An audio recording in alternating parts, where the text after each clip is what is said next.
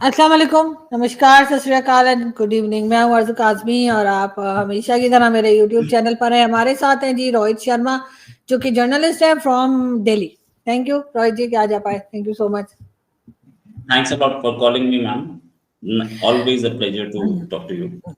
Thank you so much. और सबसे पहले रोहित जी हम बात करना चाहेंगे, अजरबैजान गए हैं पाकिस्तान के प्राइम मिनिस्टर, और 2 बिलियन की इन्वेस्टमेंट की भी बात की जा रही है जो पाकिस्तान में अजरबैजान जो है वो इन्वेस्ट करेंगे। क्या कहेंगे आप, ये विजिट को आप कैसे देखते हैं? क्योंकि जाहिर है एज ए जर्नलिस्ट आपकी हर तरफ नजर होती है, तो पाकिस्तान पे तो खास नजर होगी ही कि आज हमारे प्राइम मिनिस्टर जो है आज और कल, मेरे ख्याल 24 और 25 जो है फरवरी की, उन्होंने वो अजरबैजान का विजिट रखा है। अजरबैजान की विजिट में एक तो मैं ना मुबारकबाद देना चाहूंगा प्राइम मिनिस्टर शरीफ को कि वो अजरबैजान जिसके पास पैसे की कमी है, पाकिस्तान से आधी इकोनॉमी है, पाकिस्तान आधी से भी कम इकोनॉमी है, और पाकिस्तान से आधी से भी कम नहीं, तकरीबन पाकिस्तान से 1/4 के आसपास इकोनॉमी है। और अजरबैजान जो कि वर्ल्ड की रैंकिंग में तकरीबन 80 के आसपास नंबर्स में आता है रैंकिंग उसकी, और पाकिस्तान 40 के आसपास है। वो 40 वाला 80 वाले से पैसे ले आया। बहुत बढ़िया यार। ये भी एक कला होती है। और ऐसी कला मेरे अपने जान पहचान में भी कुछ लोगों की है, चलो मैं मान लेता हूं। लेकिन हाँ, ये यार हम मांगने जाए हमें 1 रुपया ना मिले यार उधार, ये ले कैसे आते हैं?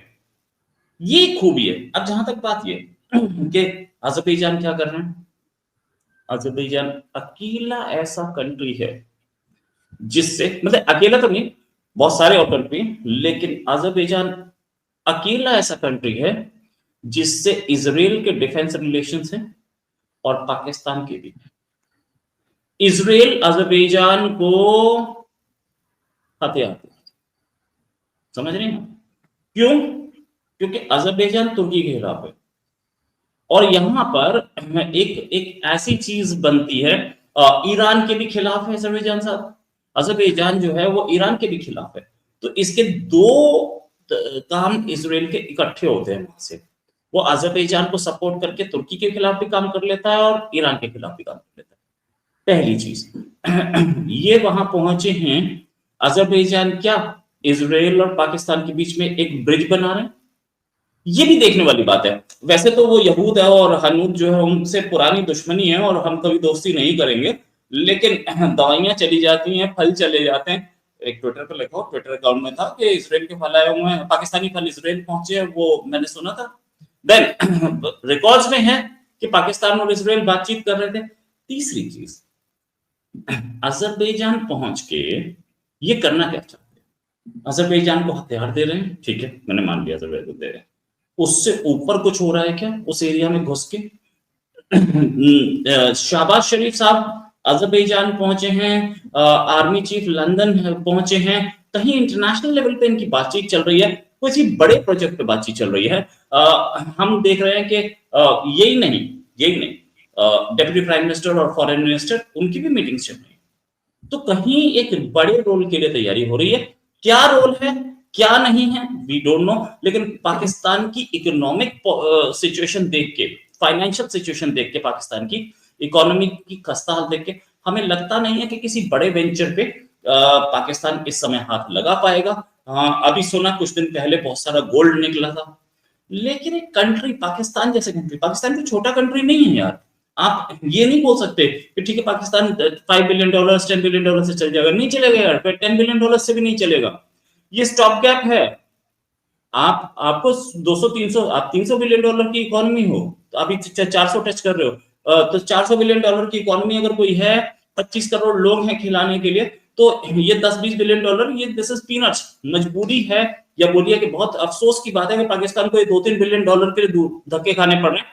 वरना पाकिस्तान जैसी इकोनॉमी को $50-60 बिलियन से कम बात नहीं करनी चाहिए। इस समय सिचुएशन खराब है, जो भी चाइना की मेहरबानी और पिछले गवर्नमेंट्स के फेलियर जो भी है। लेकिन पाकिस्तान इतने चीज से, छोटी चीज से नहीं बन पाएगा, और पाकिस्तान को आगे अपने आप को संभालना पड़ेगा, अपने आप को, अपनी इकोनॉमी को रिजुविनेट करना पड़ेगा। वो कैसे करेगा पता नहीं, लेकिन जब तक ये नहीं होता तब तक सारे इंटरनेशनल प्लान करे रहेंगे। जेब में पैसे नहीं होते तो रिश्तेदार में इज्जत करते हैं, तो ये तो दूसरे कंट्रीज हैं, ये कहाँ करेंगे?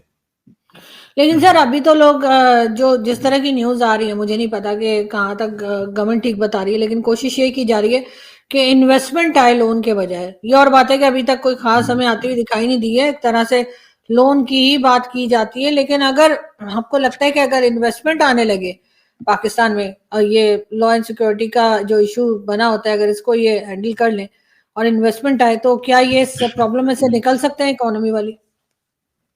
देखो, इन्वेस्टमेंट्स दो तरीके की होती है। एक इन्वेस्टमेंट होती है जिसे बोलते हैं एफडीआई, फॉरेन डायरेक्ट इन्वेस्टमेंट।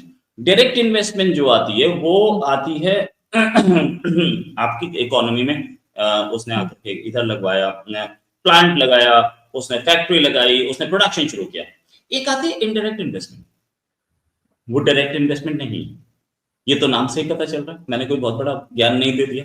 लेकिन वो इनडायरेक्ट इन्वेस्टमेंट करती क्या है, आपके स्टॉक मार्केट में घुसती है, जिन्हें बोलते हैं फेयर वेदर फ्रेंड्स। यानी कि फेयर वेदर मतलब जब तक मौसम अच्छा तब तक वो रहेंगे साथ, वरना वो भाग जाएंगे। तो ये स्टॉक मार्केट में जो इन्वेस्टमेंट आती है वो आपके स्टॉक मार्केट को बूस्ट तो देती है, लेकिन जब उन्हें अच्छा प्राइस मिलता है तो वो छोड़ के भाग जाते हैं। जितना डॉलर आया शायद उससे ज्यादा ले जाते हैं। लेकिन वो इनिशियली जब वो आते हैं तो वो डॉलर लेके आते हैं, तो आपकी इकोनॉमी बचती है, आपकी आपकी डूबती हुई इकोनॉमी को एक सहारा देते हैं। जिस समय वो जाते हैं उस समय आपका डिमांड डॉलर की बढ़ जाती है, इसलिए आपकी डॉलर भी ऊपर चला जाता है। तो आपको जो देना है, मतलब उन्होंने 100 रुपए कमाए हैं, तो अब वो डिमांड डॉलर की बढ़ी तो डॉलर ऊपर बढ़ गया, तो वो आपको कम डॉलर देने पड़े, वो अलग चीज है, that's it all together. But अगर आपके पास डायरेक्ट इन्वेस्टमेंट आ रही है, एफडीआई जिसे हम बोलते हैं, फॉरेन डायरेक्ट इन्वेस्टमेंट, तो एफडीआई आ रही है ना, वो जरूरी है। दैट मीन्स वो आए, वो वहां पर आकर के काम करें, वहां के फैक्ट्रीज लगाएं। वो जब तक एफडीआई इंडिया में नहीं आई थी, मतलब हम लोगों ने एस्केलेटर नहीं देखे थे। आज एस्केलेटर जो सबवे है ना, इन द सेंस के रोड क्रॉस करने के लिए जो बना है ना, उसमें भी एस्केलेटर लगा है। तो ये सारी टेक्नोलॉजी अब आई है, ये एफडीआई, क्योंकि वो लोग आए, उन्होंने आके यहाँ पे टेक्नोलॉजी लगाई अपनी, और हम माइक्रोचिप प्रोसेसर्स, हम चिप्स, हम या बोलिए कि सेमीकंडक्टर्स, इसका तो नाम ही, हम 1990s में जब तक हमने ओपन अप नहीं की थी इकोनॉमी, तब तक हम सोच ही नहीं सकते थे ये सब इंडिया में बनेगा, मोबाइल इंडिया में बनेगा। आज बन रहा है ना। तो ये डायरेक्ट इन्वेस्टमेंट की मेहरबानी है। आज की डेट में हम डायरेक्ट इन्वेस्टमेंट्स पे काम कर रहे हैं, और डायरेक्ट इन्वेस्टमेंट्स अगर पाकिस्तान में आएंगे, मैन्युफैक्चरिंग करेंगे, पाकिस्तान में मोबाइल बन रहे हैं, नो डाउट अबाउट इट। लेकिन ये सिर्फ मोबाइल फैक्ट्री, मोबाइल नहीं हो सकता ना। ये आप कोई नोकिया थोड़ी है कि पूरा कंट्री एक नोकिया जैसी कंपनी पे ही 1/4 आपका जीडीपी आ रही है, वो नहीं हो पाएगा ना। और नोकिया डूबी तो आपकी जीडीपी गई। ये चीज आपको हर सेक्टर में अपना काम करना पड़ेगा, हर सेक्टर में। प्रॉब्लम है इसके प्राइवेटाइजेशन बहुत ज्यादा नहीं है पाकिस्तान में, ये प्रॉब्लम आ रही है। प्राइवेटाइजेशन ज्यादा हो तो शायद आप अपने मैन पावर का एफिशिएंट यूटिलाइजेशन कर पाए, वहां प्रॉब्लम है। और पाकिस्तान की पॉपुलेशन बेसिकली बहुत ज्यादा हो चुकी है, अब इससे ऊपर जाएगी तो पाकिस्तान को कहीं, पाकिस्तान वैसे भी पहले भी कुछ अपनी फॉल्टी पॉलिसीज की वजह से फूड डेफिशिएंट कंट्री रहा है, जबकि पाकिस्तान के पास वर्ल्ड के सबसे फर्टाइल प्लेन्स में से एक हैं, और आज से नहीं, इंडस वैली के टाइम से। जब पंजाब छोटी सी, आपके पंजाब से छोटा पंजाब है हमारा, वो 80% फूड ग्रेन इंडिया को दे रहा है, तो आपका पंजाब क्या कर रहा है, जग मार रहा है? नहीं, क्योंकि वहां पे वो जमींदारी सिस्टम खत्म नहीं किया गया, वडेरे अब भी कंट्रोल कर रहे हैं। पाकिस्तान की इकोनॉमी उससे उसमें उस तरीके का रेवोल्यूशन नहीं आया, या एग्रेरियन रेवोल्यूशन नहीं आया, ग्रीन रेवोल्यूशन नहीं आया। तो वो बहुत सारी प्रॉब्लम्स हैं जो पाकिस्तान ने आज तक कभी नहीं किया, इसीलिए तो फूड डेफिशिएंट कंट्री है। वरना एक पंजाब हमारा 140 करोड़ को खिला सकता है, आपका पंजाब 25 करोड़ को नहीं खिला पा रहा। अमेजिंग। नहीं, हाँ वो तो बात बिल्कुल ठीक है, लेकिन जाहिर है कि मैं यही समझना चाह रही थी कि हमारे यहाँ बार बार बात की जाती है इन्वेस्टमेंट की, लेकिन असल में इन्वेस्टमेंट से ज्यादा जो है वो लोन ही आ रहा है, या लोन ही लेने की कोशिश की जा रही है, और जिसकी वजह से शायद इकोनॉमी आगे नहीं बढ़ पा रही। लेकिन ये जरूर है, ये संभल नहीं पा रही। लेकिन ये जरूर है कि अगर हम बात करें, आगे की तरफ बढ़े और बात करें मोदी जी और डोनाल्ड ट्रंप की, तो इनके जो बातचीत है, इनके साथ जो कुछ डील चल रही है, उसको आप किस तरह देखते हैं, जिनकी मीटिंग हुई है?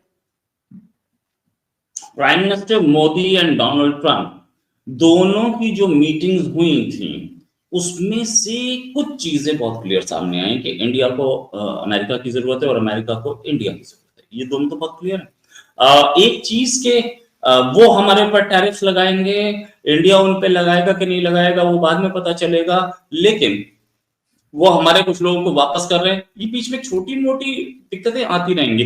हाँ, एक चीज जरूर है कि कहीं डोनाल्ड ट्रंप चाइना से नफरत करते हैं अंदर से। इलोन मस्क जितना कोशिश कर ले, चाइना से अंदर से नफरत करते हैं वो, और वो चाइना को टॉलरेट नहीं करने के मूड में। और जब तक पाकिस्तान चाइना के फेवर में है, शायद वो पाकिस्तान की भी ना सुने। ऐसी हमें कहानियां दिख रही हैं सामने।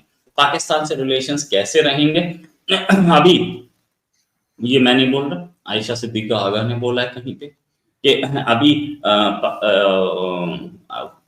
आर्मी चीफ साहब गए थे यूके, उन्होंने बातचीत की होगी वहां के प्राइम मिनिस्टर से, और वहां के यूके के प्राइम मिनिस्टर अब जाने वाले हैं अमेरिका। तो ये एक लिंक बनाया जा रहा है कि अमेरिका से हम आगे कैसे फ्यूचर में चलेंगे, और इसमें पाकिस्तान के आर्मी चीफ भी फ्यूचर पॉलिसी में सोच रहे हैं या एक्शन प्लान में लगे हैं कि हमें फ्यूचर में अमेरिका से कैसे रिलेशन बनाने। तो ये एक वो है हियर इज यहाँ एक उन्होंने आयशा सिद्दीकी ने रजा रूमी के शो में ये बात बोली है, जो अब हमारे लगभग 90% न्यूज़पेपर्स में छप चुकी है बात।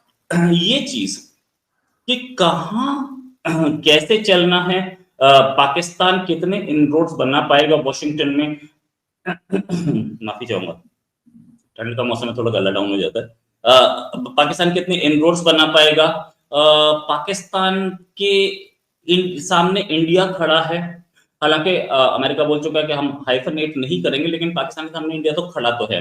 इंडिया को बुरा तो कहीं ना कहीं लगता है जब अमेरिका और पाकिस्तान पास आते हैं। इंडिया वो दौर नहीं भूला है जब पाकिस्तान से टेररिज्म इंडिया में आया करता था और अमेरिका बार बार बोलता था चप्रूफ लो। क्यों? क्योंकि उसे पाकिस्तान की ज्यादा जरूरत थी।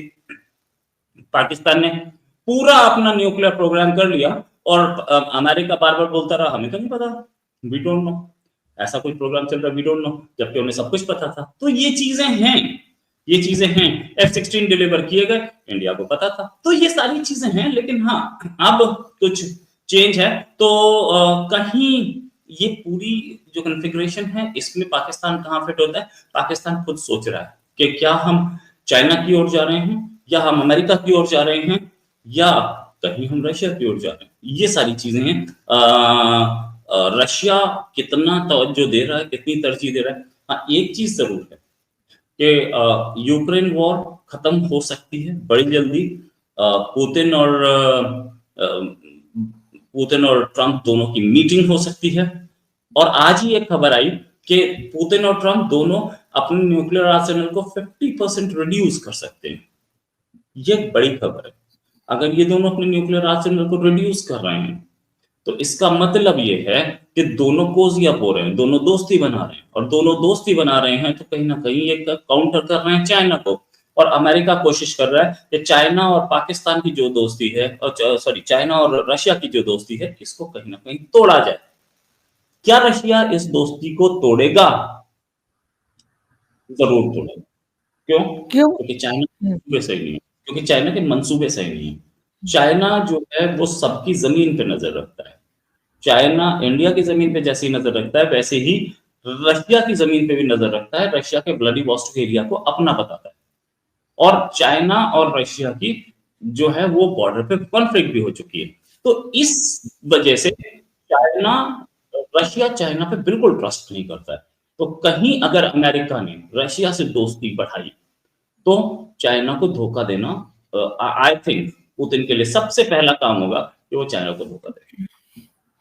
खैर वो तो मेरा ख्याल है कि इतना आसान नहीं होगा, क्योंकि दो कंट्रीज जब आपस में डील करती हैं, किसी भी तरह की डील करती हैं, तो आपस में डेफिनेटली उनको इतना पता होता है कि कोई धोखा दे सकता है, तो वो उसके लिए भी कुछ ना कुछ उन्होंने, जैसे कहते हैं ना, प्लान बी तैयार रखा होता है। तो वो यकीनन उनका तैयार होगा। लेकिन इसके ऊपर भी, जैसे मैं हमेशा ही कहती हूँ कि इनकी अपडेट्स के ऊपर भी हम नजर रखेंगे और डेफिनेटली आपसे बात करेंगे। बहुत शुक्रिया कि आपने आज ज्वाइन किया। Thank you so much.